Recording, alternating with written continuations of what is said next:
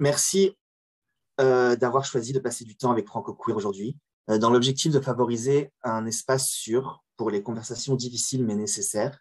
Nous avons commencé depuis le mois d'août à vous proposer une série d'ateliers intitulée Parlons santé mentale sans tabou. Cette série compte 6 ateliers toutes les 3 semaines jusqu'en novembre 2021, donc se termine ce mois-ci, avec l'objectif d'aborder les enjeux et les limites liées à l'offre de santé mentale et en services sociaux pour les personnes LGBTQIA+, d'origine africaine et caribéenne.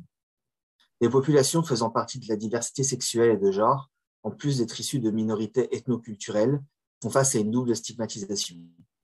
Le manque de visibilité médiatique, les problèmes liés à leur intégration sociale dans le milieu dans lequel elles vivent et les procédures d'immigration sont autant de problèmes auxquels elles doivent faire doublement face. Ces ateliers mettent en lumière des problèmes de santé mentale que vivent ces personnes pour mieux comprendre les attitudes et les facteurs psychosociaux qui sont à l'origine de cette problématique. Aujourd'hui, notre intervenant, Laurent Francis Ngoumou, que vous connaissez certainement, parlera de la maîtrise de sa sexualité comme l'outil d'estime de soi et de développement. Dans la même lancée, nous vous partagerons un questionnaire anonyme et confidentiel à la fin de l'activité que nous vous demanderons de prendre le temps de remplir si vous le souhaitez pour que Laurent Francis Ngoumou puisse développer un guide qui permettra d'augmenter l'inclusivité des personnes LGBTQIA+, d'ascendance africaine et caribéenne dans les services offerts dans la communauté et d'améliorer les services francophones auprès de ces personnes-là aussi. Donc, j'aimerais maintenant vous introduire à Laurent Francis Ngoumou, si vous ne le connaissez pas. Donc, Laurent Francis est titulaire de 2 maîtrises, l'une de l'université Jean Moulin Lyon 3 en francophonie et mondialisation, l'autre en art, travail social et droits humains de l'université des sciences appliquées Alice Salomon de Berlin. Sa thèse a porté sur les droits et la réglementation des demandeurs d'asile dans le contexte de l'Union européenne, en forme d'études comparatives des homosexuels camerounais en Allemagne et en Belgique. Présentement, elle fait son doctorat en travail social avec une majeure en sciences politiques à l'Université Laval au Québec. Ses intérêts de recherche incluent entre autres les enjeux des politiques migratoires internationales, des personnes de la diversité sexuelle et de genre d'origine africaine et caribéenne, les réalités sociales des minorités sexuelles en Afrique subsaharienne et les barrières systémiques à leur intégration sociale dans les pays d'accueil, le racisme systémique, les barrières psychosociales vécues par les minorités sexuelles afro-caribéennes dans leur pays d'origine et dans leur pays d'accueil, pour en nommer quelques-uns. Laurent Francis est afro-queer et a une expression de genre non-binaire, et donc elle accepte qu'on utilise tous les genres. Merci Laurent Francis d'être avec nous aujourd'hui. Avant qu'on passe à la première chanson, je te donne la parole. Ok, merci à tout le monde d'être venu et merci aussi pour le temps que vous nous accordez de suivre ces ateliers. Il faut préciser que ces ateliers ont pour point central s'inspirer du savoir-faire africain pour améliorer la santé mentale des personnes d'ascendance africaine et caribéenne LGBTQ au Canada, plus particulièrement dans la ville de Toronto, et parce que nous travaillons avec Franco Queer. Et en Afrique, la méditation, le chant, le chant est, métaphysique à travers le chant, à travers la parole, à travers la méditation. On envoie des messages pour passer un message aux gens. Soit on va passer le message aux gens par des chansons, par des rites pour les interpeller avant de donner les messages. Et aussi, il faut rappeler, aujourd'hui, on va parler de sexualité. La sexualité en Afrique n'a jamais été, dans l'Afrique précoloniale, avant l'arrivée de la colonisation, avant l'arrivée de l'esclavage, les personnes en Afrique marchaient dans certaines tribus, marchaient torse nu pour les hommes et aussi pour les femmes. Et ils n'avaient qu'une écorce d'arbre en termes de cache-sexe. Donc, pour dire que les Africains ne se voyaient pas nus, au fait. C'est comme ça qu'ils étaient, au fait. Ils vivaient dans leur élément naturel. Donc, la chanson d'aujourd'hui, la chanson avant de commencer la télé d'aujourd'hui, est du groupe Tchaone, Traditional Dance. C'est en Afrique du Sud qu'on retrouve ce groupe-là, en fait, aussi. En Afrique du Sud, chez les Zoulous, on retrouve ce groupe-là. Généralement, les femmes dansent torse nu et les hommes dansent torse nu, au fait. et non que le cache-sexe. Donc, c'est avec l'Occident, c'est en Occident qu'on voit que, oh, ils sont nus. Et pourtant, ces personnes ne se trouvent pas nues, ils n'ont pas honte d'eux. C'est comme ça que ces traditions-là existent depuis la nuit des temps, avant l'arrivée de l'esclavage, de la colonisation. J'ai voulu replonger avec vous dans cette tradition africaine, dans ce savoir africain, dans ce regard africain, de regarder l'autre sans regarder ses agrès physiques, regarder l'autre en tant qu'être spirituel, en tant qu'être humain. Merci. J'ai choisi ce groupe de danse d'abord pour dire que euh, dans cette époque en Afrique, selon les recherches des anthropologues tels que Tessman, Gobogo, Awonor, pour ne citer que cela, on verra que dans l'Afrique précoloniale, dans l'Afrique avant l'esclavage, il n'y avait pas de honte. Les gens n'avaient pas honte de leur nudité. Les gens n'avaient pas honte de leur sexualité. Les gens n'avaient pas honte de leurs atouts physiques, au fait, de leur physique, au fait. C'est vrai qu'aujourd'hui, cela est resté beaucoup plus dans des cérémonies traditionnelles, des rites. C'est un rite chez certains peuples en Afrique et aussi où, lors des cérémonies traditionnelles, les gens révertissent, ils se mettent nus, parce que là, ils sont même habillés, parce qu'il faut dire qu'en voir les images anthropologiques, les gens portaient le cache-sexe, ça cassait juste le sexe, au fait. Ils n'étaient pas habillés du tout. Et, c'est avec ce qu'on appelle l'arrivée de la Bible du Coran,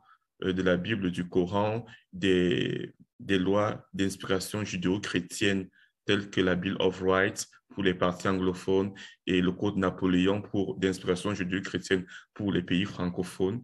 C'est cette aliénation qui a conduit aujourd'hui à ce que, et aussi cette colonisation, cet esclavage qui a conduit à ce que beaucoup d'Africains changent la mentalité par rapport à leur sexualité aujourd'hui et le regard qu'ils avaient avant sur leur sexualité. Christian Taubira et aussi lui, Georges Tin, dans leur ville, parlent de 400 ans, 400 ans d'esclavage, au fait. 400 ans, ce n'est pas une année.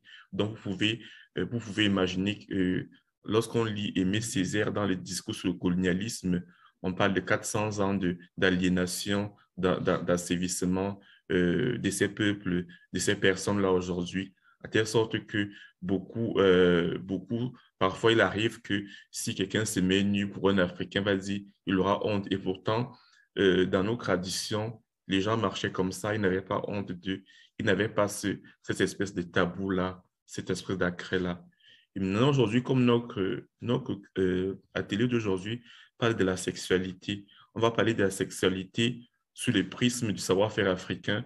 Et vrai, c'est bien vrai que on va apprendre, comme Cheikh Hamidou Kane l'a dit, apprendre à lier le bois au bois, apprendre à lier le bois au bois, prendre les connaissances, parce qu'on n'est pas ici pour combattre l'Occident ou bien non pas pour combattre d'autres personnes. On est là pour trouver, prendre ce qu'il y a de meilleur dans nos traditions et prendre ce qu'il y a de meilleur dans dans les traditions que le Canada nous offre pour mieux avancer.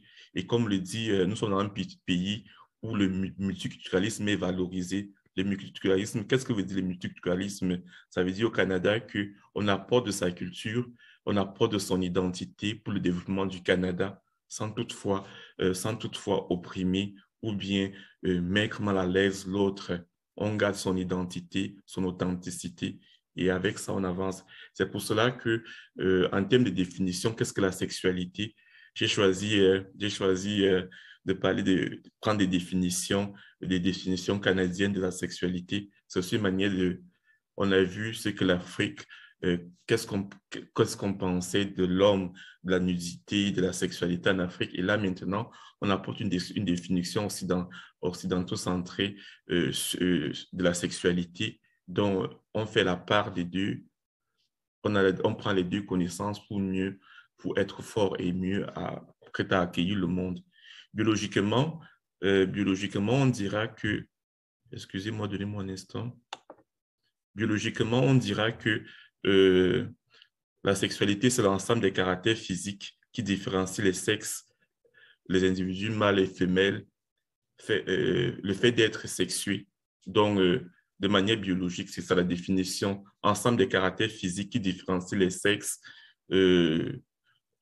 Ici, la personne qui a écrit le texte a été beaucoup plus dans l'hétéronormativité, dont elle a oublié peut-être d'ajouter en termes de définition. Moi, j'ajouterais différencier les individus LGBTQ, donc ça veut dire lesbienne, ne pas seulement se focaliser en termes de mâle et femelle, au fait, parce que le texte a été écrit à une certaine époque, donc il faut réorganiser les textes. C'est aussi ça le péché d'aujourd'hui. Beaucoup de textes en biologie sont écrits de façon hétéronormative. Ça veut dire que l'homme et la femme, et pourtant la société a beaucoup évolué. Donc, c'est l'ensemble des caractères physiques qui différencient les sexes, les individus, selon qu'ils sont LGBTQAI+. Et aussi de manière physiologique, comment on peut définir qu'est-ce que la sexualité?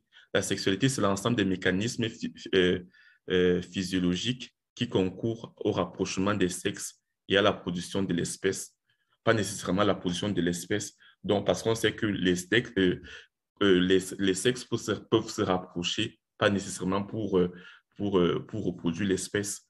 Ils peuvent, les sexes peuvent se rapprocher. Les personnes de même sexe peuvent avoir une attirance de rapprochement parce qu'ils s'aiment, parce qu'ils veulent rester ensemble. C'est parce que ils ont des agrès sexuels ensemble.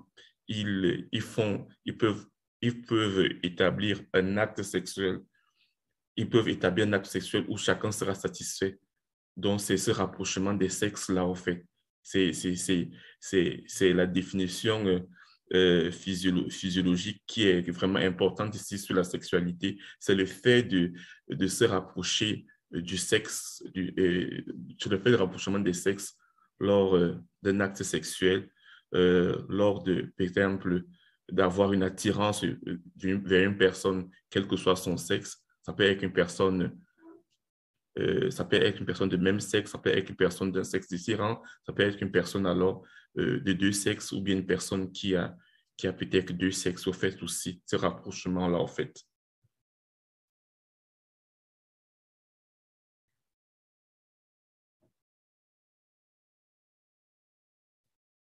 Et comme première thématique, on va parler les objectifs des relations sexuelles saines et leur impact sur la santé mentale.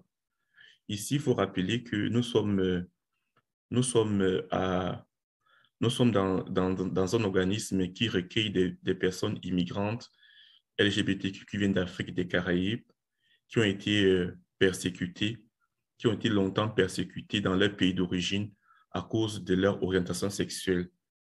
Et dans ces pays-là, généralement, les lois coloniales importées qu'on applique, par exemple, encore dans ces pays, comme je le disais, par exemple, le Code Napoléon qu'on applique, par exemple, encore au Cameroun, dans la partie francophone du Cameroun, et la Bill of Rights d'inspiration judéo-chrétienne, la Bill of Rights, les lois victoriennes qu'on applique dans la partie anglophone et dans les pays anglophones, encore dans beaucoup de pays francophones en Afrique, les pays anglo-saxons en Afrique aujourd'hui. Donc, on applique encore ces règles-là aujourd'hui. Donc, il faut savoir que aujourd'hui, par exemple, beaucoup d'articles, des codes, beaucoup d'articles de loi condamnent l'homosexualité dans ces pays-là.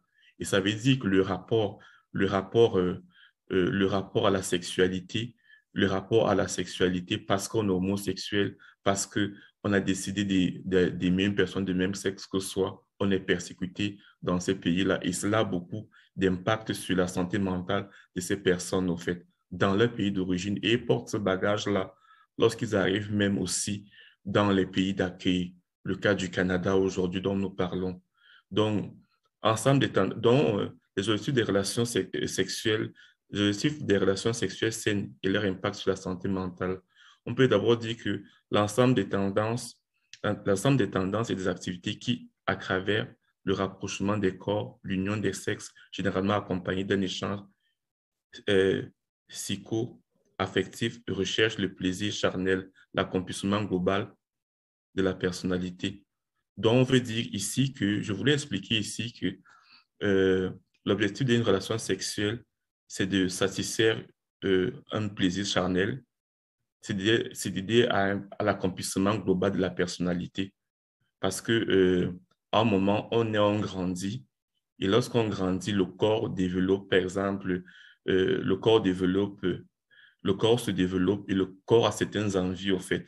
Après l'âge de la puberté, le corps a certaines envies. Et pour atteindre l'accomplissement global de la personnalité, on a besoin de se satisfaire sexuellement. Et se satisfaire sexuellement, ça a un impact positif sur notre santé mentale.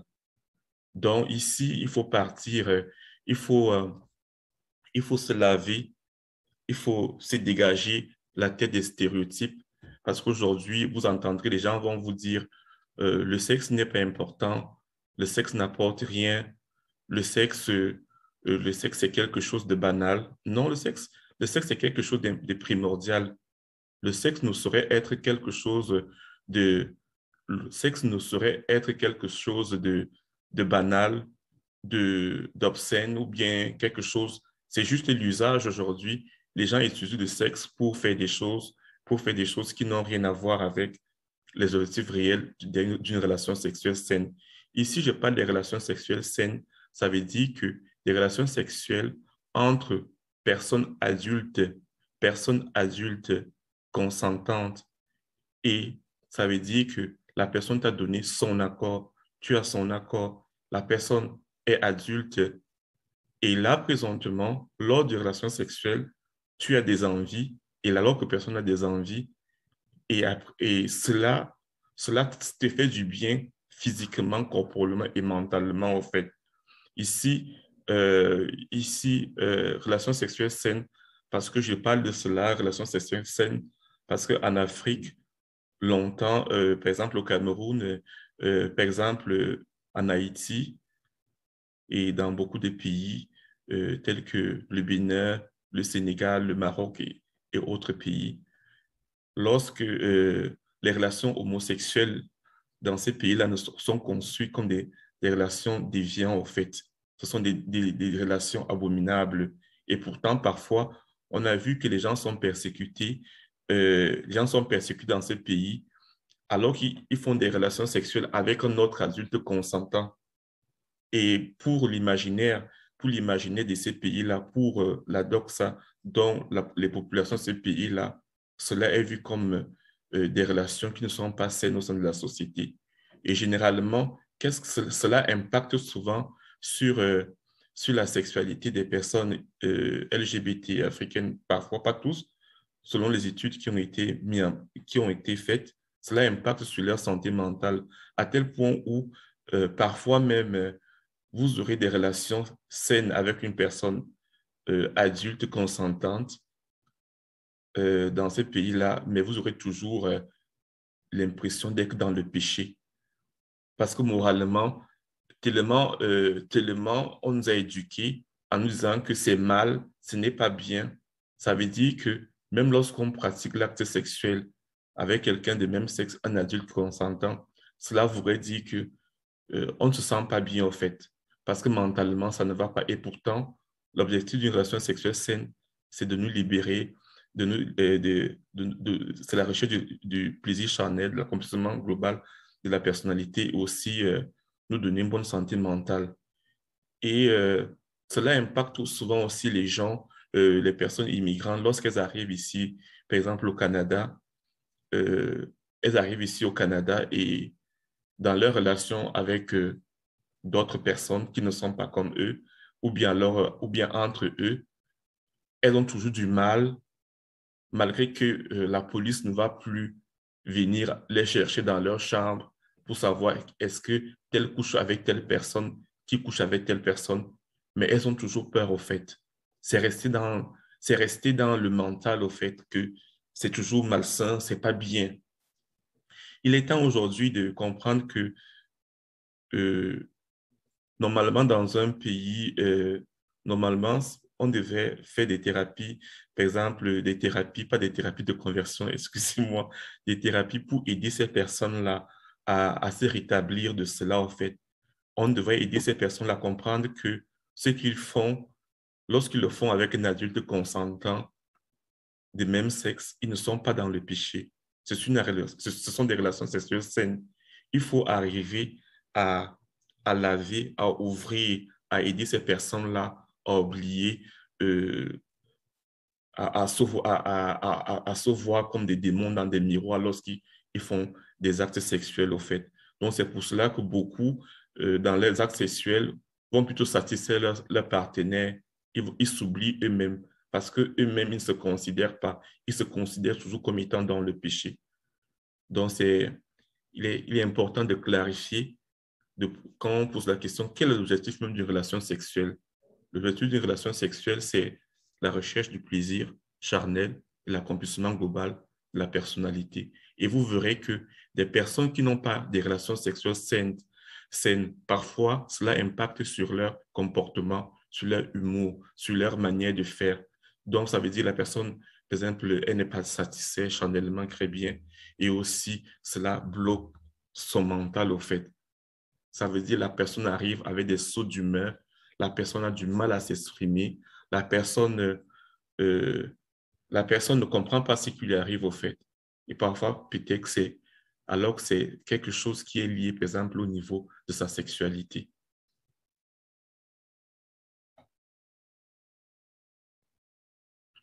Maintenant, toujours sur le regard africain, africain et caribéen, on va poser la question de savoir ma sexualité en tant que personne LGBT dans mon pays d'origine et les liens avec mes problèmes de santé mentale. Il a été important pour moi dans ce séminaire, dans cet atelier, de replonger dans les différentes phases. Comment est-ce comment est-ce que nous vivons la sexualité dans nos pays d'origine? Comment est-ce que euh, ce que pense ma famille de ma sexualité, l'expérience avec ma sexualité dans mon pays d'origine, ma première expérience sexuelle dans mon pays d'origine, comment ça s'est passé? Parce qu'aujourd'hui, beaucoup, si on s'en tient au rapport, par exemple, de la Commission des affaires étrangères 2021, qui a été publié en juillet 2021 par la Commission des affaires étrangères, de l'immigration et du réfugié en Belgique, si on s'en tient aussi au rapport de Human Rights Watch 2021, publié en 2021, sur l'homosexualité en Afrique, on verra que beaucoup de personnes vivent mal, beaucoup de personnes vivent mal leur sexualité dans leur pays d'origine. Et cela impacte beaucoup euh, leur santé mentale. Cela impacte beaucoup leur santé mentale. Le premier point, ce que pense ma famille de ma sexualité. En tenant compte du rapport de l'Office du commissariat des réfugiés de l'immigration de Belgique, en tenant compte du rapport de Human Rights Watch 2020, en tenant compte du rapport 2017 et 2018 du ministère de l'Immigration et du statut de réfugié du Canada, on verra que particulièrement pour les pays d'Afrique où on condamne l'homosexualité, les personnes commencent à vivre mal. En tenant compte de ces rapports, on verra que les personnes euh, commencent à vivre mal leur sexualité au sein de leur famille, au sein de leur famille. Et dans ces rapports-là, on montre que, effectivement, généralement, pour les garçons, par exemple, si on remarque que tu as un physique atypique dans ta famille, ça veut dire physique atypique ici, c'est ça qu'on appelle généralement en Afrique garçon efféminé, garçon qui fait gros comme une femme. Au sein de la famille, on va commencer à te poser des questions que on espère pas, on espère que les expressions qu'ils utilisent, excusez-moi aussi, je vais utiliser des expressions qui choquent un peu. Ce sont les expressions qu'on utilise généralement en Afrique. Oh, mais t'es pédé, mais t'es fille garçon, on veut pas de ça dans notre famille. Parce que aussi, il faut comprendre aussi, dans ces familles-là, c'est porter le nom d'une famille et que dans une famille, c'est un honneur. Donc, il y a des choses à ne pas franchir. Donc, il ne faut pas salir l'honneur, au fait. Il ne faut pas salir l'honneur de la famille. Il y a toujours l'honneur de la famille qui est mis en avant ici. L'honneur de la famille, ça n'est pas salir l'honneur de la famille, ça veut dire on ne veut pas avoir des personnes homosexuelles dans nos familles. On ne veut pas avoir des personnes on ne veut pas avoir une certaine catégorie de personnes. Ici, pour ne pas salir le nom de la famille. Donc, dans certaines familles, on préfère, lorsqu'on découvre parfois qu'une personne est homosexuelle, on préfère, la première étape, c'est souvent, les parents essaient de te corriger à la maison, te fouetter, te donner des bastonnades publiques même, et aussi parfois te conseiller, mais après les conseils, ce sont les bastonnades. Si on constate que, par exemple, tu es une fille, tu t'habilles toujours en garçon, tu montres les craies lesbiennes, ou bien tu es un garçon, t'es toujours, t'es toujours en train de jouer, porter des robes de filles, ou bien alors tu es toujours en train de faire des choses destinées généralement à des filles. Il faut rappeler ici que nous sommes dans une société hétéronormative. Les parents vont essayer de te rappeler à l'ordre, mais si tu ne le fais pas, on va tenir on va tenir, euh, on va tenir, euh, on va tenir un conseil de famille parce qu'il y a des conseils de famille toujours. Et si ça ne va pas toujours au niveau des conseils de famille, on va tenir un conseil de village. Et si ça ne va pas, soit on va t'exclure de la famille, donc on va te demander de oublier que ta famille existe. On va demander que tu oublies qu'on existe et aussi on va te prendre pour mort au sein de la famille, pour certaines familles. Et pour certaines familles, au fait, on va conduire on va conduire l'enfant chez des prêtres ou bien chez des pasteurs exorcistes. Par exemple, on a le cas de Roger Mbede au Cameroun c'était en 2011-2012, où il était accusé d'homosexualité. Il a fait la prison, il est parti en prison. Et maintenant, lorsqu'il est sorti de prison pour l'homosexualité, sa famille a décidé, pour le soigner de son homosexualité, sa famille a décidé de le conduire chez un prêtre exorciste. Et le prêtre exorciste a demandé que pour qu'il ne soit de l'homosexualité, il fallait l'enfermer dans une chambre noire pendant une semaine. Et pourtant, quand il est sorti de prison, il était malade, au fait. On l'a enfermé pendant 2 semaines dans une chambre. Il criait, personne, et le prêtre a exigé que non, que personne ne l'ouvre la porte. Mais lorsque la famille a ouvert la porte 2 semaines plus tard, la personne était décédée. Donc, il y a ces crimes-là qui se passent au sein de nos familles à cause simplement, parfois même, on n'était même pas encore arrêté en train de faire l'amour avec une personne du même sexe, simplement parce que si tu es une fille, tu te comportes comme un garçon, ou bien alors tu es un petit garçon qui a toujours un physique atypique, ou bien on te crée des féminés. L'expérience avec ma sexualité dans mon pays d'origine, oui, comme je suis en train de faire une thèse de doctorat actuellement, j'ai mené mon enquête et mes études sont relevées à la fin de ma thèse. J'ai remarqué que euh, beaucoup de personnes LGBT, je parle selon l'enquête que j'ai menée, parce que je ne veux pas généraliser, l'expérience avec la sexualité dans mon pays d'origine, beaucoup de personnes LGBT, la première fois dans mon enquête, beaucoup, pour ceux que j'ai interrogés, pour beaucoup, la première fois ils ont eu des relations sexuelles avec des personnes de même sexe, euh, se sont en voulu plus tard, au fait. Ils s'en veulent, ils se disent qu'ils ont péché, ils ont, ils ont risqué leur vie de un, ils ont risqué leur vie. Certains ont fait, c'était des endroits vraiment, lorsque je lis les expériences, certains ont eu leur première relation sexuelle dans des endroits en pleine forêt pour se cacher du monde. Ils ont payé des chambres, ils se sont cachés vraiment pour avoir leur première expérience sociale dans le pays d'origine. Ça a vraiment été pas facile déjà de trouver un endroit. Ça n'a pas, ça a vraiment pas été facile de trouver un endroit pour les personnes. Et aussi, euh, et aussi une fois arrivé à l'acte, parfois ils ne s'y connaissaient pas. Euh, Beaucoup m'ont raconté qu'ils ont contacté le VIH-Sida la première fois qu'ils ont eu à faire l'acte sexuel, au fait, parce qu'ils ne connaissaient pas. Ils ne connaissaient pas parce que on n'enseigne pas ce qui est interdit. Comme c'est interdit, on n'enseigne pas.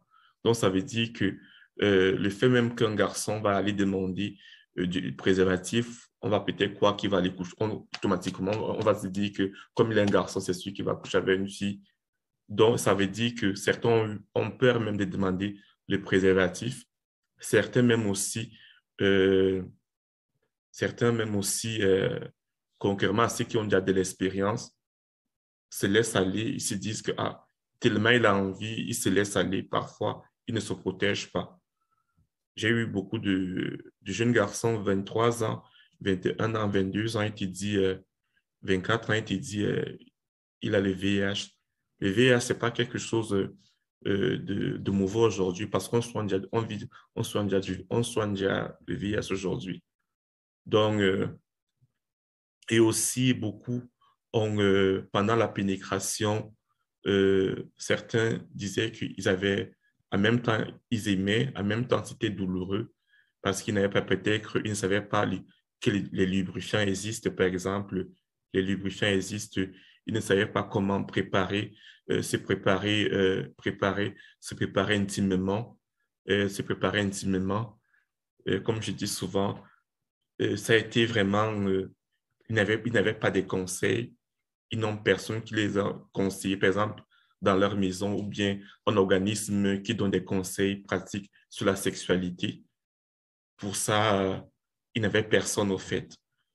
Et à mémoire, beaucoup gardent encore, lorsqu'ils arrivent, lorsque je faisais mon thèse de master en Allemagne, je constatais que beaucoup gardent leur expérience qu'ils ont vécue dans le pays d'origine, dans les pays d'accueil généralement encore. Ils ne les gardent pas physique, ils les gardent physiquement et en même temps mentalement, au fait. Et aussi, comme troisième pour ma première expérience sexuelle dans mon pays d'origine, pour aller toujours dans ce sens-là, ma première expérience sexuelle. Non, est-ce que... Arnaud? Oui, Oui. Nicolas, je pense qu'il y avait dans le PowerPoint, j'ai parlé beaucoup plus de ma première expérience sexuelle dans mon pays d'accueil, au fait. Parce que la première, c'était l'expérience sexuelle avec ma sexualité dans mon pays, dans mon pays d'origine. Et la deuxième, c'était Mhm. dans mon pays d'accueil, au fait. Parce que là, je ne me retrouvais pas dans mes notes. Oh, pardon, j'ai mal compris. Oh, oui. Donc, excusez-moi. Donc, le troisième, c'est ma première expérience sexuelle dans mon pays d'accueil.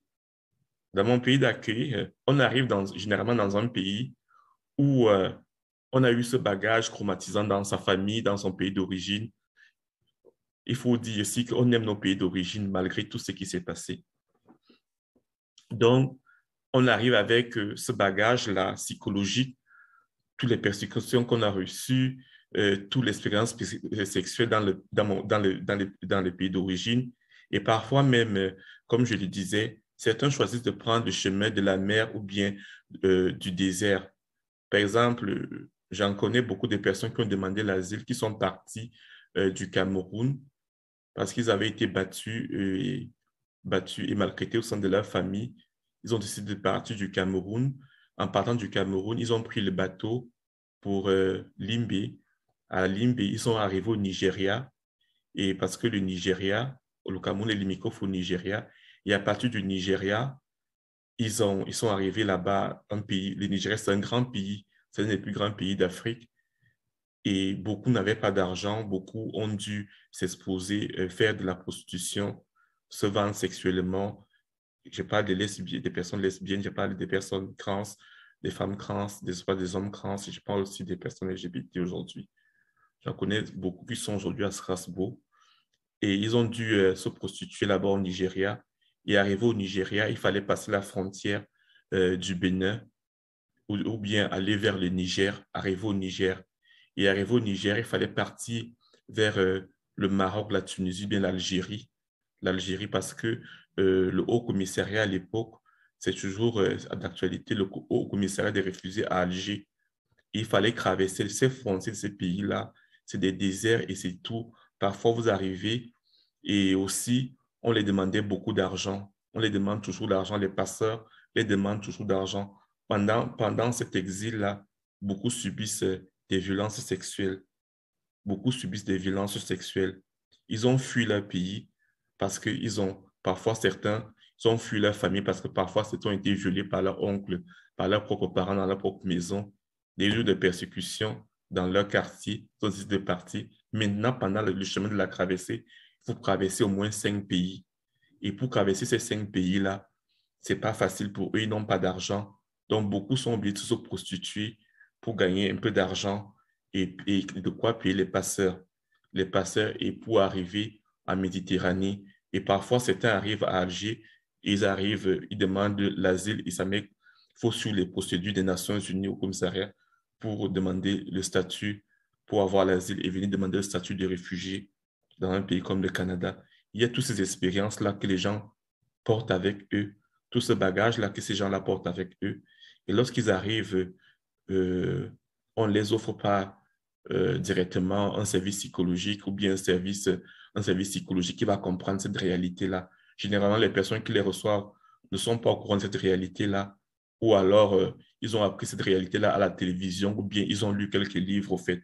Ils ne savent réellement pas l'impact psychologique ou bien l'impact psychologique que ces personnes ont vécu dans leur parcours. Et maintenant, lorsqu'ils arrivent dans les pays d'accueil, la première expérience est souvent douloureuse. Ils arrivent dans un pays d'accueil. Ici, on va remarquer que dans les pays d'accueil, avec la sexualité, la violence n'est plus trop physique. C'est vrai que dans les pays d'origine, la violence est physique et psychologique. Mais dans les pays d'accueil, maintenant, la violence est beaucoup plus psychologique et parfois physique même, et beaucoup physique. Donc, c'est pour ceux qui vont dans les sites de rencontres, en espérant trouver, par exemple, ils n'ont pas, ce sont des personnes généralement vulnérables, très vulnérables. Ils n'ont pas de famille, ils n'ont pas d'amis.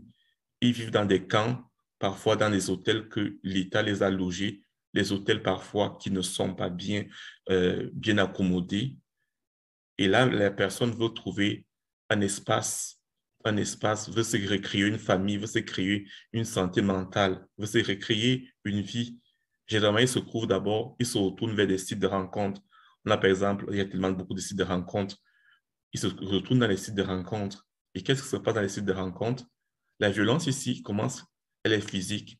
Ça veut dire, on a des personnes, on va commencer à les demander, oui, je recherche un black avec excusez-moi de l'expression, je recherche un black. Il y a la fétichisation de la sexualité des Noirs, au fait, parce que de leur côté, vous aurez des gens qui ont vu des Noirs seulement dans les films pornographiques. Et on a cette image du Noir qui a un long pénis et qui est féroce au lit. Toujours est-il que on n'est pas des stéréotypes que pour certaines personnes, pas pour tout le monde.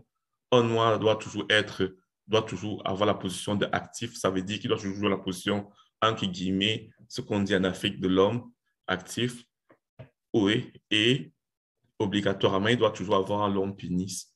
Et toujours est-il que euh, l'important pour certaines de ces personnes-là, je ne veux pas généraliser, c'est de coucher avec un Noir et ne s'inquiète pas, est-ce que la personne avec qui je couche, quel est son rapport à la sexualité, comment elle a vécu sa sexualité, et la personne qui me demande l'amitié, est-ce que la personne s'en fout éperdument au fait, pour dire, la personne arrive sur toi, elle finit de faire ce qu'elle a à faire et elle part.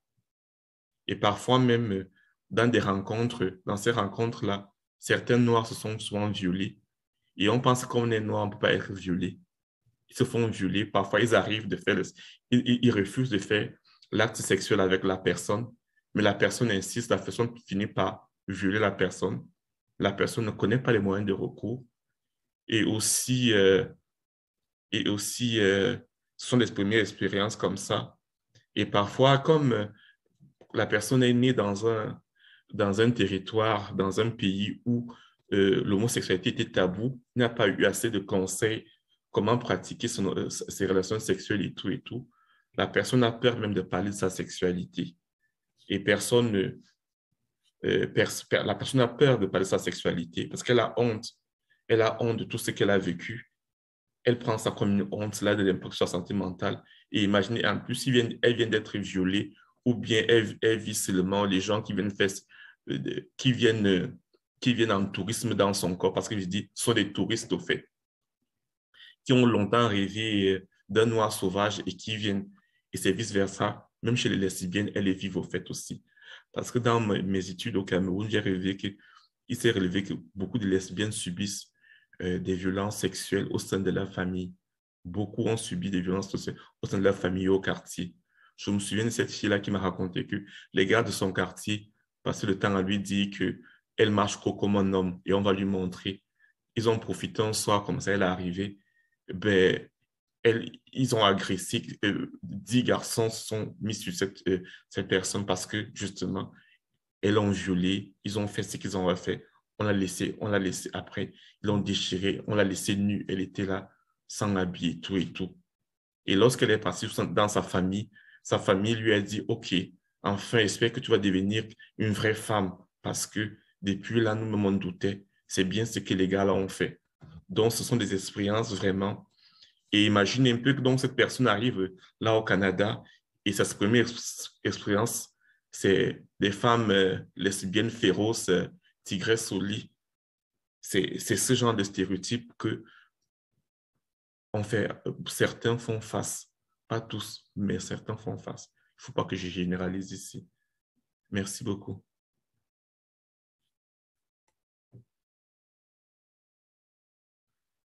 OK, les VIH-Sida et les ITS.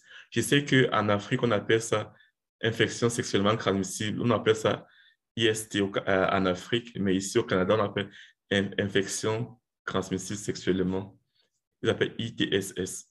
Donc, mes appréhensions du VIH-Sida. Il est important aujourd'hui de dire à toute personne immigrante qui arrive nouvellement dans un pays d'accueil, le cas du Canada, de se faire dépister au fait. Il ne faut pas avoir honte de se faire dépister au VIH. Il ne faut pas avoir honte de se faire dépister. Parce que se faire dépister, c'est se protéger soi-même. Et c'est aussi protéger, par exemple, les personnes avec qui tu auras des relations plus tard, au fait. Je sais que ça a été souvent un peu difficile parce qu'on a eu honte, parce que il faut dire qu'aujourd'hui, par exemple, dans beaucoup de pays d'Afrique et des Caraïbes, les gens sont encore dans la mentalité des années 70 où on, a, on mettait des relations directes avec l'homosexuel et le VIH-Sida, où les gens mouraient. Donc, pour beaucoup, c'est cette image-là qui est restée beaucoup dans nos pays d'origine, au fait. Mais il faut comprendre aujourd'hui que beaucoup de personnes sont capables de vivre avec le VIH et de vivre longtemps et de vivre leur vie sainement et normalement comme quelqu'un de normal. Il faut se faire dépister. Plus on se fait dépister à temps, plus on prend son traitement, plus, plus on sera en santé. Et on peut avoir des relations sexuelles normales et aussi vivre une vie normale. Il ne faudrait pas avoir peur de vous faire dépister. Peut-être que c'est la manière dont... C'est vrai qu'il y a aussi ce stéréotype-là que c'est beaucoup plus les Noirs qui ont le VIH-Sida. Détrompez-vous. Il n'y a pas que les Noirs, tout le monde a le VIH, tout le monde peut avoir le VIH-Sida. Donc, il faut il faut ouvrir notre mental. Il ne faut pas avoir peur parce que si tu fais dépister, c'est quelque chose de bien. Ça va te faire sentir. Toi-même, tu te sens à l'aise parce que moi, par exemple, lorsque je n'ai pas à me faire dépister, parfois j'ai souvent peur parce qu'il ne faut pas dire que non, j'ai jamais peur. Moi, j'ai souvent peur quand je n'ai pas à me faire dépister. Après, lorsque je découvre mon statut, ça me libère psychologiquement, en fait. Il faut le faire la première fois. Lorsque vous le faites, le refaites pour être bien sûr de votre résultat, refaites-le après 3 mois, en fait. C'est ça que moi, je conseille aux gens. Le faire une première fois et le refaire après 3 mois pour être sûr que effectivement vous n'avez vraiment pas le VIH-Sida, en fait. Et aussi les infections transmissibles sexuellement, ce qu'on appelle au Cameroun, les infections sexuellement transmissibles. Donc, ça veut dire la chaude pisse. La chaude pisse peut venir généralement lorsque ça revient souvent chez certaines personnes. On dit souvent, par exemple, une personne, ça peut souvent se créer souvent lorsqu'une personne est velue et c'est pas raser l'endroit, excusez-moi l'expression, c'est pas peut-être raser l'anus et que lors de la pénétration, lors de la pénétration, le poil peut se retrouver à l'intérieur du pénis pendant la pénétration. Et le poil là, lorsque vous urinez, ne part pas, peut vous blesser à l'intérieur de votre urètre là-bas. Et c'est ça qui fait souvent l'infection, en fait. C'est ça qui fait souvent l'infection. Je parlerai aussi ici d'autres vaccins qu'on néglige souvent. Il y a d'autres vaccins qu'on néglige souvent.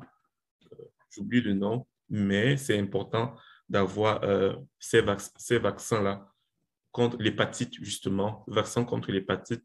Vérifiez, allez faire votre test d'hépatite, vérifiez si vous êtes positif ou négatif et commencez directement le traitement sur l'hépatite. Donc, faites aussi. C'est vraiment important de, et ne pas avoir honte parce qu'on a attrapé une ITS, ne pas avoir honte d'aller consulter, ne pas aller demander les informations sur Internet ou bien de bouche à oreille. Est-ce que tu connais le comprimé? Non, il faut toujours aller à l'hôpital ou bien au centre de santé. Dire, voici ce que j'ai, par exemple, au niveau de, au niveau de mon pénis, au niveau de mon vagin. Voici ce que je ressens, voici ce que je ressens. Et aussi, par exemple, je sais aussi que beaucoup de personnes, par exemple, les personnes passives qui jouent le rôle de passif, parfois, il y a, par exemple, lorsque vous faites l'acte sexuel et après, lorsque vous partez aux toilettes, certains peuvent retrouver le sang, le sang peut-être, si par exemple, la personne n'était pas bien rasée ou alors la personne a peut-être hernie, lorsqu'après l'acte sexuel, ça peut développer chez certains, pas chez tout le monde. Donc, il est souvent conseillé, si vous ne vous sentez pas bien, lorsque vous sentez un peu mal après l'acte sexuel, allez vous faire consulter.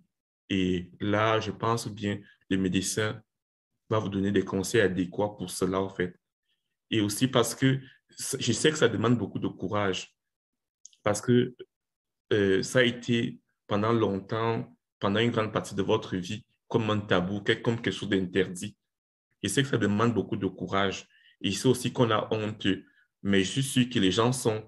Il y a le secret médical ici dont personne ne publiera vos résultats, ou bien personne va dire, oh, j'ai vu Laurent là-bas, il a une chaude épice, il a attrapé une gonocoxie. Oh, vraiment, Laurent est venu me parler de sa gonocoxie. Je pense que dans un centre de santé, ils sont tenus au secret et personne ne sera au courant. Et vous allez vous faire soigner et ça sera bien pour votre santé mentale.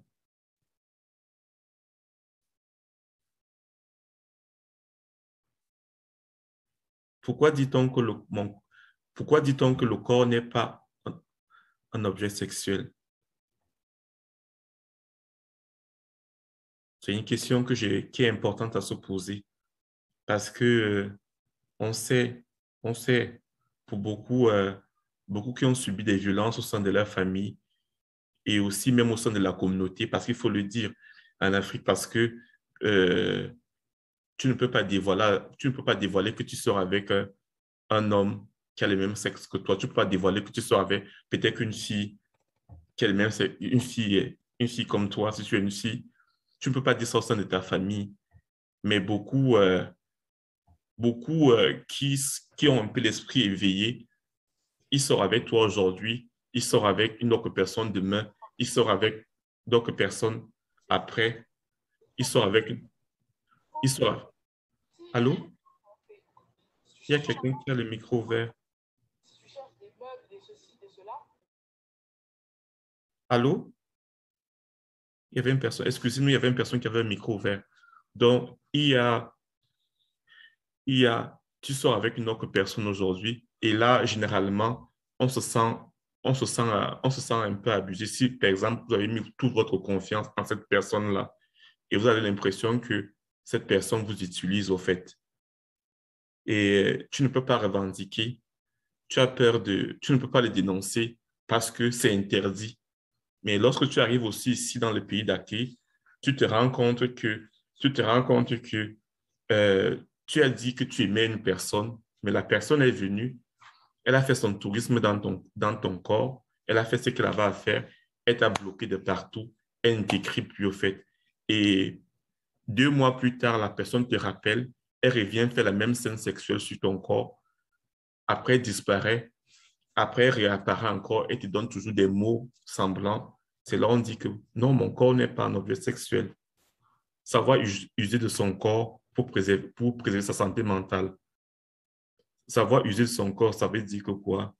Ça veut dire qu'il faudra prendre comme ton corps comme quelque chose de précieux. Le corps, notre corps physique, mental, psychologique, c'est tout ce qu'on a de précieux. C'est tout ce qu'on a de précieux, au fait. Si toi-même, tu n'es pas conscient que de l'importance de ton corps, vraiment, c'est un problème. Enfin, si tu prends conscience que ton corps, c'est quelque chose d'important, c'est quelque chose de précieux pour toi, cela aura aussi des répercussions sur ta santé mentale. Savoir user de son corps, donc ne pas se laisser aller n'importe comment, parce que tout ce qu'on fait avec le corps de manière, de manière négative, de manière ce qui n'est pas sain, aura l'impact sur nous, en fait, et cela aura plus tard de l'impact sur notre santé mentale. Ce n'est pas parce qu'on est arrivé dans un pays où, par exemple, on va dire la drogue est légalisée, on va dire beaucoup de choses sont légalisées, c'est pas pour autant que on va se mettre à s'injecter, à s'injecter, à s'injecter des choses. Il faut faire, je n'interdis pas aux gens de faire ce qu'ils ont à faire de leur vie, mais toujours est-il que tôt ou tard, lorsque vous le prenez exagérément, lorsque vous abusez de ces substances-là, cela aura de l'impact sur votre santé mentale et sur votre santé physique. Et beaucoup d'entre nous, beaucoup n'ont pas de famille ici, beaucoup n'ont pas d'amis, beaucoup n'ont pas de famille. Beaucoup ont été rejetés par leur famille. Et généralement ici, beaucoup n'ont pas d'assurance maladie, beaucoup n'ont pas un vrai travail. Et tu vas te retrouver à l'hôpital seul. Et ici, tout compte, l'argent compte, il faut payer tout au fait. Il faut penser aussi à cela. On ne vous refuse pas de faire de votre corps ce que vous voulez, mais il faut penser aussi aux conséquences après. Savoir faire sa toilette intime. Oui, je parle souvent lorsque je conseille de certains groupes au Bénin, parce que je travaille aussi au Bénin avec les jeunes LGBT qui sont au Bénin et au Cameroun. Savoir faire sa toilette intime. J'ai remarqué que beaucoup de jeunes LGBT n'avaient pas beaucoup de personnes, beaucoup de pères éducateurs qui les éduquaient sur la toilette intime au fait. Parce que, et ça fait en sorte que lorsque tu ne sais pas, tu ne connais pas faire ta toilette intime, tu as honte de toi-même au fait. Et aussi, je ne les accuse pas, c'est juste que c'est la société qui a failli et aussi c'est les familles qui ont failli. Donc, je me dis, vous avez le temps de vous rattraper aujourd'hui, il n'est jamais trop tard. Vous n'allez pas savoir faire sa toilette intime. Je conseille souvent, par exemple, pour les passifs, par exemple, je conseille souvent une méthode traditionnelle qu'on utilisait même en Afrique traditionnelle, la poire. La poire avec l'eau tiède ou bien l'eau froide, ça dépend des gens. La poire, généralement, avant d'aller faire une relation sexuelle avec quelqu'un, vous utilisez la poire, ça vous permet de vider votre intestin et de nettoyer, excusez-moi l'expression, de nettoyer votre anus. Et aussi pour ceux qui sont extrêmement velus, parce que c'est bien d'avoir ces poils. Pour certains, ça passe, ils n'ont pas de problème avec. Mais si vous sentez que chaque fois, les poils vous gênent ou bien ça s'étire, ça crée des blessures pendant le frottement, et bien savoir vous raser au fait, savoir vous raser, savoir se mettre au fait aussi, savoir prendre du temps, lorsqu'on parle à la salle de bain, prendre du temps pour bien se laver intimement, pour bien se nettoyer intimement, regarder si, par exemple, notre pénis n'a pas de bouton, regarder si notre anus n'a pas autour de l'anus, ça n'a pas de bouton, bien savoir demander conseil lorsque vous ne connaissez pas. Et parce que je sais qu'il y a eu beaucoup de gens dans mon enquête qui ont eu l'expérience, par exemple, sexuelle. Ils sont arrivés, ils ont eu l'expérience sexuelle avec des gens, ils sont arrivés, ils ont déféqué sur le lit, au fait. Et les personnes se sont moquées d'eux, que oh, vraiment, c'est pas bien, la personne a fait ça, ceci, ce mois, la personne ne se sentait pas bien. Et la personne m'a dit qu'elle ne s'est plus ouverte, elle a toujours eu honte de ça, en fait. Bon, je me dis, si la personne agit comme ça, peut-être qu'elle ne savait pas que la personne n'a pas reçu d'éducation à propos de cela, ce n'est pas la meilleure manière de réagir lorsque ça arrive. Ça peut aussi arriver chez les femmes, que chez les personnes trans, que chez les personnes homosexuelles. Donc, il y a des manières d'amener la personne à faire comprendre la personne comment prendre soin de soi, mais pas stigmatiser la personne, mais pas se moquer de la personne, mais pas se moquer de la personne. Ben, la personne m'a dit ça, je lui ai dit, OK, je comprends que tu n'as pas fait quelque chose de mauvais parce que tu ne connaissais pas. Ben, voici comment, je lui ai dit, par exemple, que prends ceci avant cette relation sexuelle, évite, par exemple, de faire ceci, de manger ceci, de trop manger. Et aussi, par exemple, tu peux aussi utiliser la poire. Tu te purges peut-être 4 heures avant d'aller dans ton rendez-vous, 3 heures avant. Tu te purges bien, tu te nettoies très bien. Et aussi, tu te nettoies très bien parce qu'ici, nous sommes en Occident. Ça veut dire que dans les relations sexuelles avec les gens sont très exigeants. Certains vont te demander, c'est vrai que certains vont te demander, non, ne te lave pas, ne fais pas ceci. Ou bien certains vont dire, je veux quelqu'un de propre. Mais toujours est-il que quand on aime son corps, moi, je préfère dire aux gens, reste propre, reste vraiment propre dans ton intimité. De telle sorte que quand tu vas aller dans une relation, lorsque tu vas aller dans une relation avec une personne, tu n'auras pas honte de toi-même parce que tu sais que tu es conscient que tu es propre toi-même. Ça veut dire quoi? Euh, Bien se raser les aisselles, ou bien si tu ne te rases pas les aisselles, et utiliser les produits qui évitent les grandes odeurs aux aisselles, bien se brosser les dents. Se brosser les dents généralement avant de se coucher, avant de se lever, avant de sortir. Parfois, moi, je conseille même de marcher avec son rince-bouche. Parce qu'il peut t'arriver d'embrasser quelqu'un. Il faut t'arriver d'embrasser quelqu'un. Et lorsque ta bouche est restée 2 heures fermée, ça peut toujours, même pour quelqu'un qui se brosse toujours, il faut toujours avoir ses rince-bouche, petit rince-bouche dans le sac, au fait. Il faut toujours, ça permet d'avoir confiance en soi et d'être bien mentalement, au fait. Lorsqu'on sait faire sa toilette intime, et lorsque vous ne connaissez pas, il faut demander. C'est que c'est pas facile de demander ça, au fait. Donc, et aussi savoir parler à son partenaire, relation d'égalité. Ben, il n'y a pas question que, parce que je comprends aussi que certains ont encore le mythe du blanc quand ils sont en relation avec pas seulement le blanc. Certains ont beaucoup encore le mythe du blanc ou bien celui qui a beaucoup de moyens. C'est celui qui va diriger la vie du couple. Au fait, non, il ne faut pas vous laisser dominer lorsque vous êtes en relation avec une personne. Il faut avoir de la personnalité. Il faut dire ce qu'on veut tout en respectant. Il faut faire des compromis, mais ne pas se laisser dominer ou bien ça va finir par une relation toxique où tu peux te maltraiter dans la relation. Ne pas se faire imposer des positions sexuelles qu'on ne veut pas. Ce n'est pas parce qu'on est noir qu'on a fantasmé sur nous dans les films porno. Il ne faudrait pas que les gens viennent reproduire les actes des films porno sur nous, en fait. Il faut accepter, il ne faut pas faire des positions qu'on ne veut pas. Ce n'est pas parce que vous sortez avec quelqu'un qui va vous obliger à faire des positions que vous ne voulez pas. Dans une relation sexuelle, il faut toujours faire ce qu'on veut, ce qu'on aimerait, et aussi trouver un compromis avec l'autre, mais pas qu'on vous impose des positions, en fait.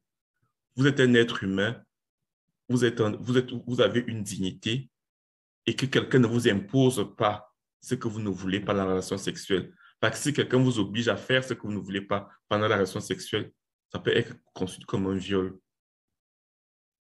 Il faut toujours demander à votre partenaire, est-ce que cette position, si on peut la faire, il faut lui demander, il faut lui dire avant d'acte sexuel, moi je n'aime pas ça, j'aime ceci, j'aime cela. Il faut savoir communiquer. Il faut savoir communiquer ce que vous aimez, ce que vous voulez, ce que vous ne voulez pas. Et aussi, si la personne demandait l'avis de la personne par rapport à ce que vous avez posé au fait, comme acte.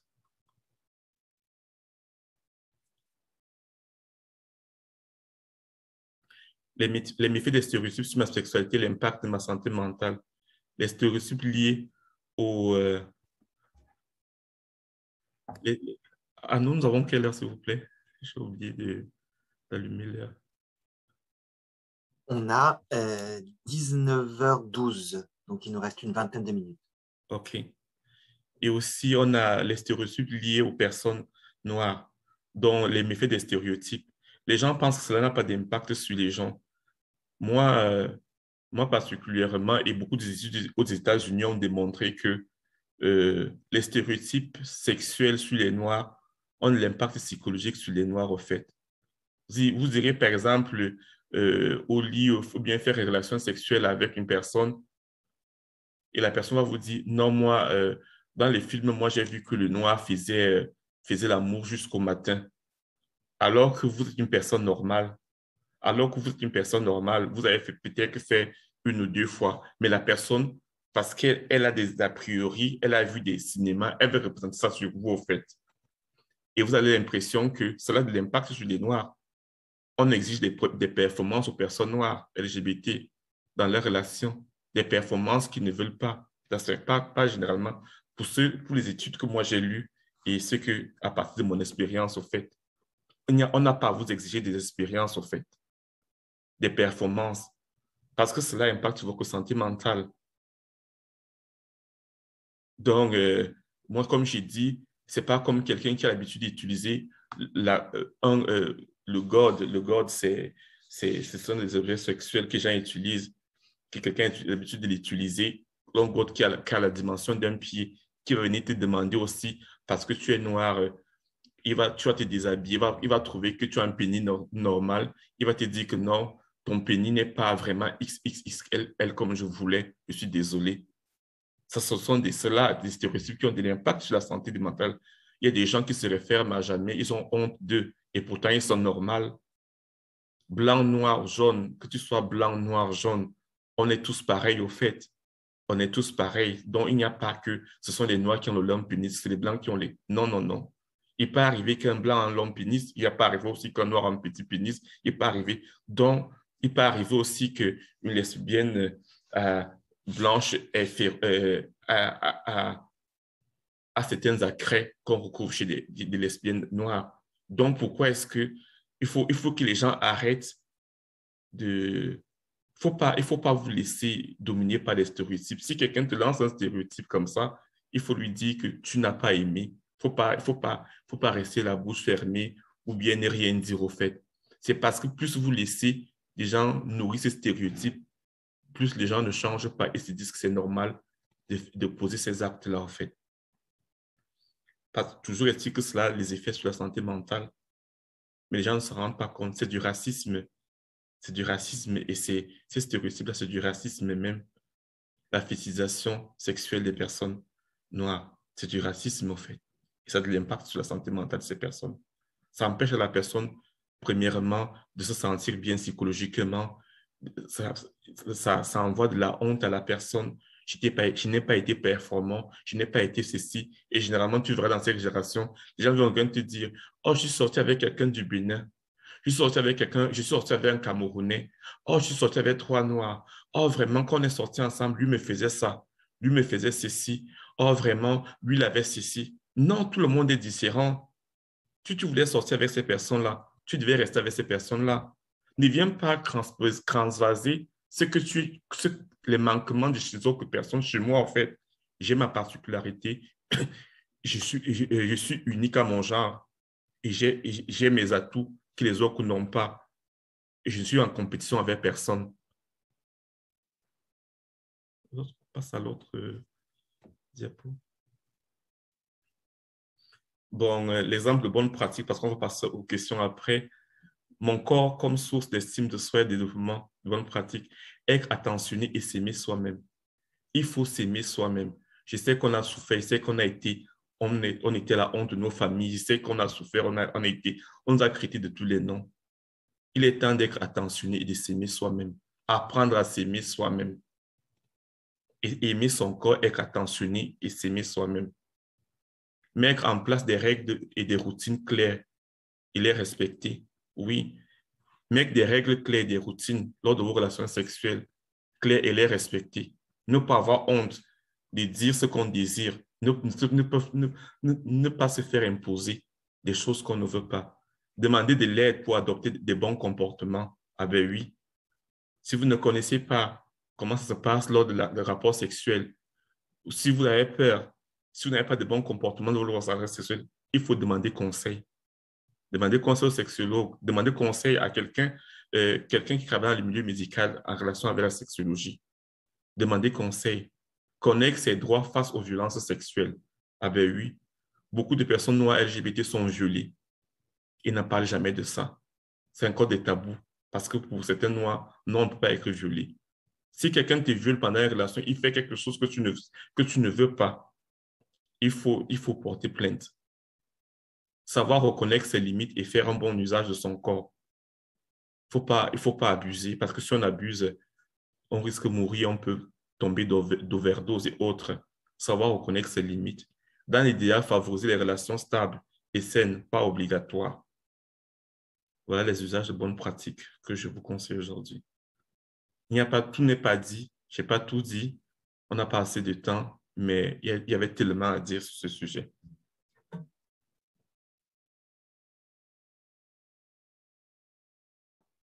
Merci Laurent Francis.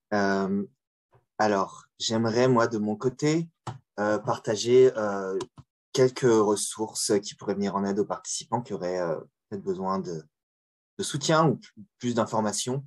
Et vous rappeler que Franco Queer est toujours disponible, est toujours là. Vous pouvez prendre rendez-vous avec Mélika Fontaine, nous contacter si vous avez des besoins, des questions, quoi que ce soit, on peut vous aider à explorer ces questions-là. Et il y a aussi cette ligne d'écoute qui s'appelle Interligne, qui est gratuite, qui est disponible 24 heures sur 24 et qui est vraiment centrée sur l'information LGBTQIA+ francophone. Vous avez le numéro à l'écran. Donc, si vous avez des questions à tout moment de la journée ou de la nuit, vous avez toujours cette ressource-là. Donc, pour ce qui est des questions, Laurent Francis, on a déjà reçu 3 questions dans le chat. Donc, je pense que je vais te les lire et puis on pourra y répondre. Et puis, j'invite toutes les autres personnes qui auraient des questions à poser à Laurent Francis à lever leurs mains, à se faire connaître ou à me les poser aussi directement dans le chat. Et puis, je pourrais les lire pour vous. Et ça peut être aussi des questions qui restent anonymes, si vous le souhaitez. Donc, la première question que j'avais, c'est est-ce que la jalousie amoureuse est considérée comme un problème de santé mentale? La jalousie amoureuse, ça dépend au fait. Parce que ça dépend, il y a une fluidité, ça dépend au fait. C'est normal, si c'est ton partenaire, si c'est qu'il a affirmé que c'est ton partenaire et que vous êtes en couple, mais la jalousie, elle ne te dérange pas, lorsque, lorsqu'elle n'est pas excessive, lorsque la personne n'est pas possessive, lorsque elle est dangereuse au fait. La jalousie est dangereuse dans ce cas-là. Mais la jalousie, la seule fois que j'ai vu que la jalousie était bien, c'est juste que peut-être lorsque ton partenaire peut-être, le recording continue toujours à nous. Allez, dis Mathieu, le recording continue toujours parce qu'on est à la phase aux questions. Oui, alors, vu que ce sont des questions anonymes, on va continuer l'enregistrement. Et puis, s'il y a des gens qui souhaitent poser des questions directement, à ce moment-là, on arrêtera Ok. l'enregistrement. Je Je te dis dirais qu'on que, pourrait. je dirais que ça peut être que tu as vu ton copain, par exemple, avec d'autres personnes et peut-être que ton copain ne t'appelle pas. C'est normal de lui poser la question que, mais on devait se voir, tu n'es pas venu, pourquoi est-ce que... C'est normal de poser la question, au fait, que pourquoi est-ce que tu n'as pas répondu? Peut-être qu'on devait se voir. Ou alors, tu as vu ton copain avec d'autres personnes, tu dis, ah, j'ai vu une personne t'entrelacer, franchement, et tout et tout. Ça a un peu réveillé ma jalousie. Mais s'il y a la communication dans votre couple et que ton copain te clarifie cela, je pense que c'est normal. Dans ce cas-là, c'est normal. Mais que ça ne devienne pas une habitude à chaque fois, en fait. C'est lorsque ça devient une habitude, cela va mettre mal à l'aise psychologiquement ton conjoint parce que ton conjoint va estimer que tu ne le fais pas suffisamment confiance au fait. Tu ne fais pas suffisamment confiance et il va te rejeter et cela va mettre votre relation à mal au fait. Parce que la relation, ici, il faut dire que la relation, avant d'arriver à la relation sexuelle, la relation, c'est quelque chose qui se bâtit dans la confiance, la communication, la confiance surtout. Et la jalousie, et la jalousie généralement naît du manque de confiance au fait, en la personne, du manque de confiance. C'est tout à fait normal parce que nous sommes des êtres humains de douter. Donc, c'est pour cela, moi, je ne parlerai pas de jalousie, je parlerai de doute. Et lorsqu'on a un doute, on pose la question à son partenaire. Cela permet de rétablir cette confiance-là, cette confiance aveugle-là. Mais c'est lorsque on s'acharne sur la personne et si la personne aussi, elle aussi, de son côté, ne donne pas de réponse, mais elle fait des gestes toujours un peu qui s'acclimate à te mettre mal à l'aise. Ça veut dire qu'il y a un problème. Ça veut dire que normalement, il devait connaître, non, mon partenaire n'aime pas que quand je fais ceci. Et, ou bien alors expliquer à ton partenaire que quand je fais ceci, c'est pas pour te rendre jalouse. Non, c'est parce que ça n'a rien à voir avec toi. C'est Mhm. comme ça que j'ai répondu à la première question. Merci. Ensuite, on avait un commentaire, une personne qui nous dit la santé sexuelle, c'est le médicament pour avoir une bonne santé mentale. Ça rend jeune et physiquement, ça réduit le risque cardiaque et le diabète. Mais la seule chose, c'est que la communauté LGBT est jusqu'à présent stigmatisée et surtout les hommes gays sont très stigmatisés, nous dit cette personne. Donc effectivement, il y a le côté aussi peut-être physique. Euh, Ensuite, une autre question, comment peut-on réduire la stigmatisation et la discrimination contre la communauté LGBTQIA pour avoir le droit de la santé sexuelle et avoir une meilleure santé mentale? Il faut répéter la question. Donc, comment peut-on réduire la stigmatisation et lutter contre la discrimination contre la communauté LGBTQIA+, quand il s'agit de santé sexuelle? Euh, et comment Ben, est-ce que la communauté pourrait améliorer oui, sa santé mentale? oui, parce que cela commence par l'éducation, la sensibilisation, tel que on fait les ateliers aujourd'hui. Et pas seulement, on ne devrait pas seulement faire les ateliers rien qu'avec une catégorie de personnes. On devait faire les ateliers avec toute la communauté. Ça veut dire l'éducation dans les écoles, dans les éducations de masse dans les écoles, dans les boîtes gays, faire les sensibilisations avant d'ouvrir, par exemple, avant chaque soir, avant d'ouvrir une soirée, on prend 5 minutes au micro, on parle de cela dans les sites de rencontres, essayer de sensibiliser au niveau des sites de rencontres même, et aussi au niveau des publicités, sensibiliser. C'est beaucoup, cela passe aussi, et cette sensibilisation passe par l'éducation. Donc, il faut amener des gens, des experts africains et aussi des personnes qui connaissent, qui ont beaucoup d'expérience avec l'Afrique et les Caraïbes pour en parler. Il ne faudrait pas prendre des gens qui ne connaissent pas cette réalité-là, simplement parce qu'elle est sexologue, mais ne connaîtra pas peut-être la réalité de ces personnes-là. Il faut donner la parole aux personnes minoritaires de parler de sexualité eux-mêmes. Il ne faudrait plus que les gens parlent de sexualité à notre nom, parce qu'ils parfois ne connaissent pas notre sexualité. Donc, je pense que c'est juste, c'est juste ça que je peux dire pour un premier moment. Merci. Et une dernière question qu'on avait sur le chat, est-ce que la sexualité au niveau anal ne peut pas développer le cancer anal? Ça, je ne peux pas affirmer. Ça, je ne peux pas affirmer, mais je veux répondre à cette question à partir de mon expérience et à partir de ce que j'ai lu, d'après les recherches que j'ai lues. Non, pour certaines personnes, ils n'ont pas de problème. Ils n'ont pas de problème. Mais si une personne développe des problèmes avec sa sexualité anale, ça veut dire que la personne au préalable, même avant la sexualité, avait déjà un problème.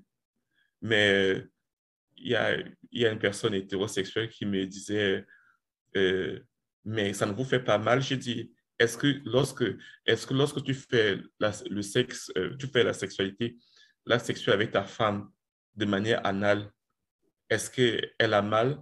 Est-ce qu'elle porte des couches? Est-ce qu'elle développe un cancer?